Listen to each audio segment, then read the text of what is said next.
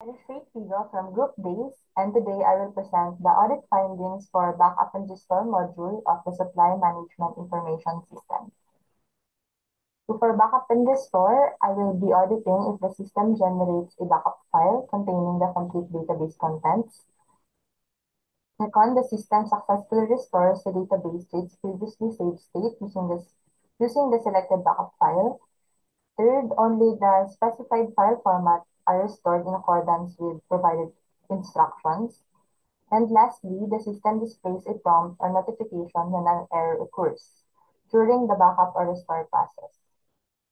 System walkthrough and demonstration for backup and restore. So ito yung system nila for supply management information system. And dito mo makikita yung backup database and restore database sa user management. So, to create a backup, kailangan i-click tong button na to and may lalabas dyang information. Wait, sorry. And here. And may model siya na yung nagsasabi o naglalaman ng information na kung ano yung ma-i-include or laman nung magiging backup file ngayon. And ayun nga, will include all user data, orders, supplies, and system configuration. So, download backup. And may confirmation prompt din siya na this may take a few moments depending on database size. So, depende kasi yan sa kung gaano kalaki yung database na i-download mo or i-backup mo. Mabilis siya kapag konti lang yung laman. And medyo mabagal siya kapag malaki na yung system or yung database na i-backup mo. So, start backup. And ayan, nag-download naman siya agad. And so, yung na-backup na file na yun is naglalaman nitong apat na user na to. Lahat ng lahat ng user na to, which is si property custodian or yung si Ma'am Gina, and John Clarence, Aliza, and yung test user. So para ma-test din natin yung restore database, I will be deleting this test user since kasama nga siya sa na-backup na file. So kapag ni-restore siya, pag nag-restore tayo ng file, ng SQL file, ulit dito sa database na to or sa system na to, dapat nandito pa rin yung test user na to kahit nag-delete na tayo. So, delete natin to. So, again, may confirmation din siya or confirmation prompt for deletion. Are you sure you want to delete this user? Kasi, ayun yan, minsan may instances na hindi natin alam na or napipindot pala natin to. So, mas better kung may ganito. Ayan. For restore database, meron din siyang information na this action will completely replace the current database. All current data will permanently deleted. All users, orders, and configuration will be replaced. Ganyan. So may mga warning lang siya na, yun nga, since mag-restore ka ng database, mawawala yung mga information na meron ka na dyan or currently na meron ka. So here, select SQL backup file. Ang sabi dito, only SQL files are accepted.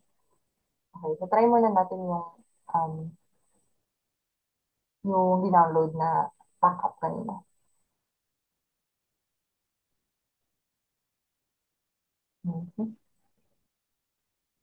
So, ayan. Since SQL siya, tinatanggap siya.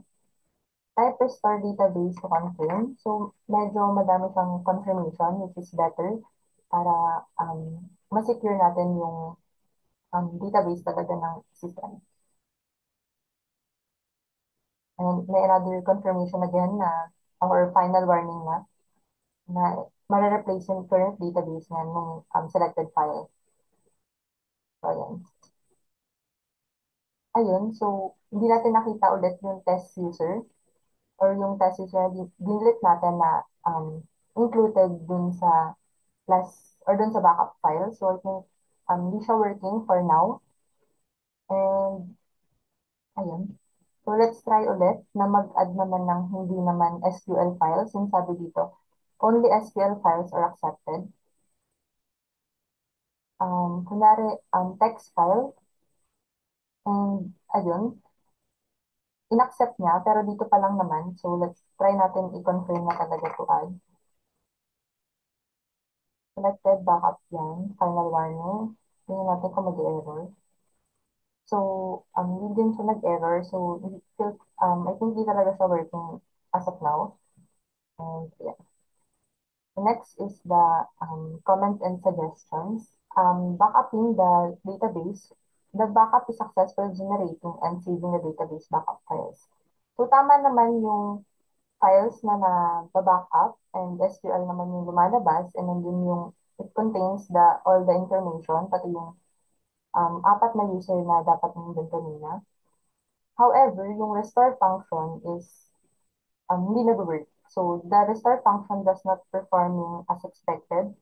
During testing, the records present in the backup file were not restored to the database, indicating that the restore process is either incomplete or targeting the intended database. So, nagana lang yung UI or yung mga prompts, which is good naman kasi madami siyang final warning since sobrang critical nga ng backup and restore na module. However, hindi lang talaga siya, hindi niya nare-restore yung dapat na database na pumapasok or yung na-select na database.